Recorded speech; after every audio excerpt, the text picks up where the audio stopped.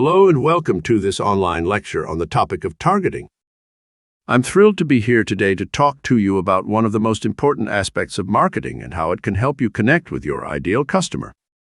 First things first, what is targeting? And why is it important?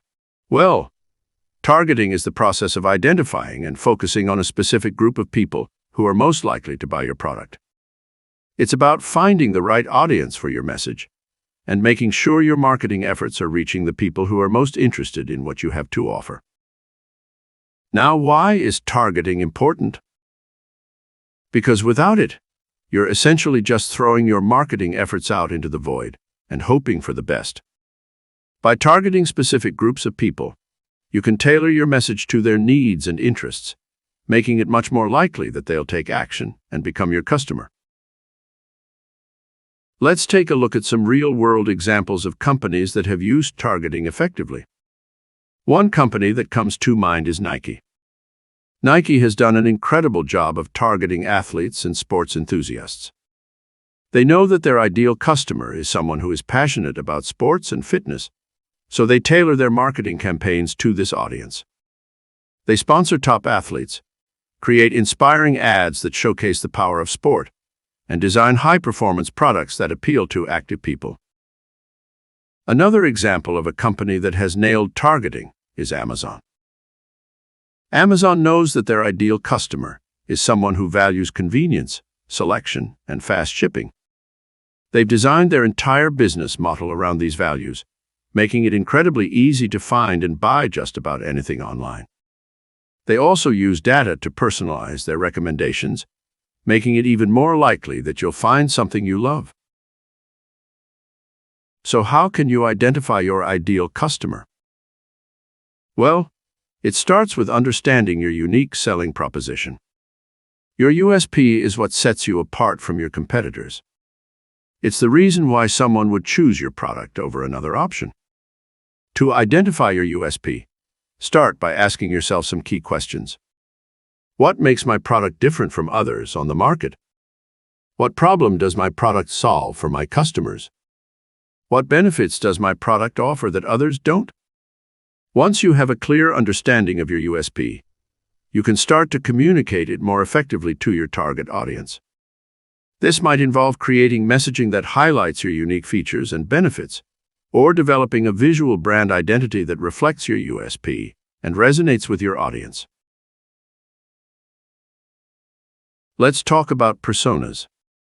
Some of the factors you'll want to consider when creating your buyer personas include demographics, such as age, gender, and location, psychographics, such as interests, values, and personality traits, and behavioral data, such as purchase history, browsing habits, and social media activity. Once you have a clear picture of who your ideal customer is, you can start to tailor your marketing efforts to better reach and connect with them.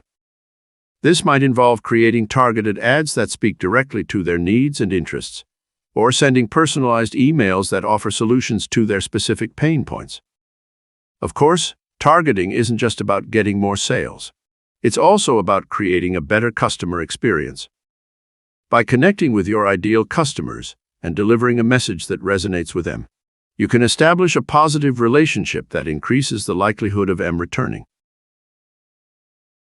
So, how do we measure the success of our targeting efforts? Well, it starts with setting clear goals and tracking your progress. You might use metrics like conversion rate, customer acquisition cost, or customer lifetime value to measure the impact of your targeting efforts. You can also use feedback from customers to get a sense of how well you're meeting their needs. To give you a real-world example of how targeting can impact the customer experience, let's look at Netflix. Netflix is a company that has done an incredible job of targeting their ideal customers and creating a personalized experience that keeps them coming back for more. Netflix uses data to customize the content presented to individual users, recommending movies and TV shows based on their viewing history.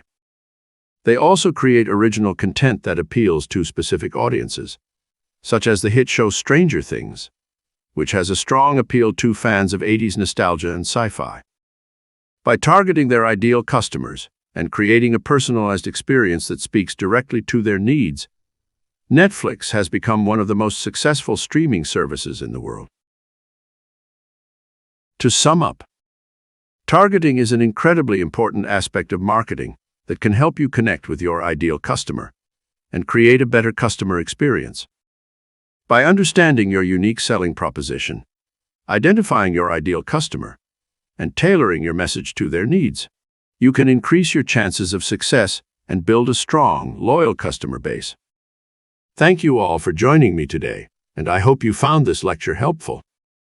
Don't forget to take some time to think about your own business and how you can improve your targeting efforts.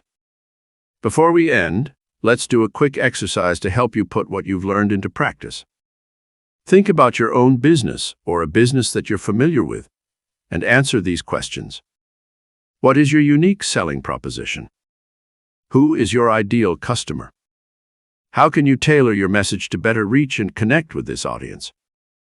Once you have your answers, take some time to brainstorm specific tactics and strategies that you can implement to improve your targeting efforts. And remember, targeting is an ongoing process that requires constant refinement and optimization, so don't be afraid to experiment and try new things. Thank you again for joining me today, and as always, if you have any questions, let us know.